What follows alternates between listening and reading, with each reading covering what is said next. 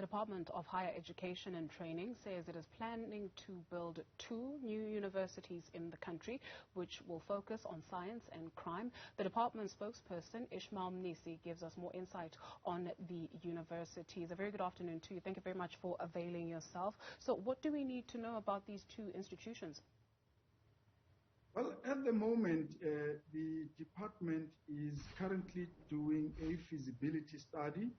The Minister of Higher Education, Science and Innovation, Dr. Blake Nzimande, has appointed a ministerial task team to oversee the work conducted, or the work that is conducted by this team through by conducting a feasibility study of these 2 universities. Now, we know that these universities, one will deal with the issues of science and innovation, and the other one will deal with crime detection.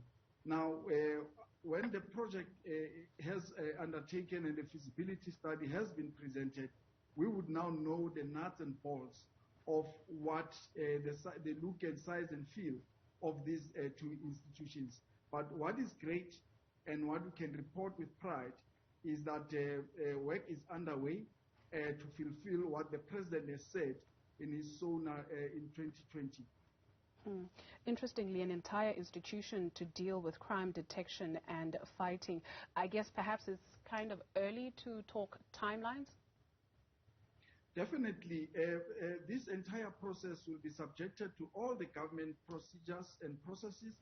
Will have to go to Cabinet after the report has been submitted to the Minister, so that a final determination could be made in terms of the look and feel of these institutions. But you'd recall that the President said it very clearly why these 2 institutions has to be established. In South Africa, we've got a capable science and innovation sector, and also we do have challenges within the security system of the country. And the President has said in order for us to secure and make our country investor-friendly, we should ensure that all our laws or safety instruments and teachings and learning centers are in line so that they can assist our law enforcement agencies. So we are working very hard to make sure that we realize this objective the soonest. Is the feasibility study looking into fee structures? Well, a number of those issues. They would look in terms of the qualification for people to come in.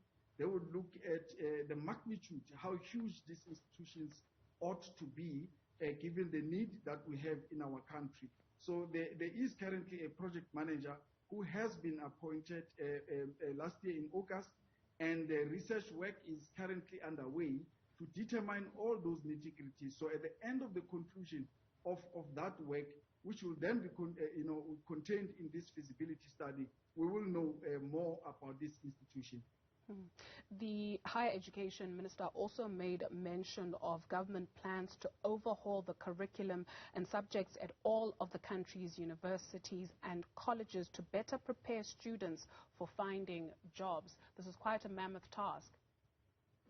Indeed, it is quite a mammoth task, of which the department is equal to the task, because you recall that in the past 2 budget vote statement by Minister Nzimande, he has indicated the department's plans in terms of curriculum transformation, both within our universities and our TVET sector.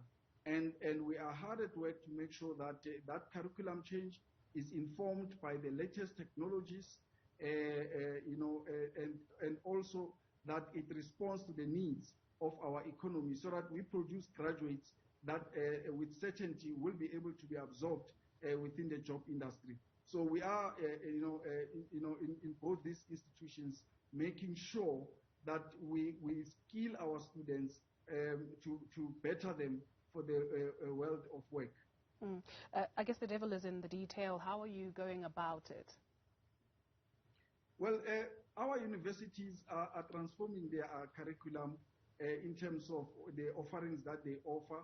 Both our universities are doing the same, our TVET colleges are doing the same. Some of the curriculum that we are talking about has now been effected since 2021. We are continuing to do so, to make sure that we transform completely the educational landscape of South Africa. And we are recording much success in as far as that is concerned. And the minister will elaborate further later this year when he gives the budget vote of the department in terms of the headways that we have already made. We also understand that 10,000 TVET college graduates will be offered workplace experience. Will this be in government departments specifically? Yes, that only is within the Department of Higher Education and Training. Now, we do have more of that which the department is doing. So each and every department has its own students that they are training. But that which we mentioned, it only applies to the Department of Higher Education and Training, and there is more to it. So we just gave a tip of an iceberg in terms of the work that already we are doing. So we really mean business when we say that we need to employ our young people within our institutions, be it with CETAs, be it with department and other agencies of both the Department of Higher Education and Science and Innovation. But this is an approach that government is taking broadly to ensure that it uses its lever that it has to employ as many young people as possible within the system of government. There's also another problem, Mr. Mnisi, which I wonder how you will weed out, the situation of unregistered institutions or purported institutions of higher learning that are luring prospective learners, yet their qualifications amount to nothing. How is the department dealing with that? Well, firstly, we want to warn both the students and the parents to be circumspect when they go and enroll for private higher education, when they go and enroll in private higher education institutions. We appeal to them to at least engage with our department. They can visit our website where we have a list of all private higher education institutions listed there.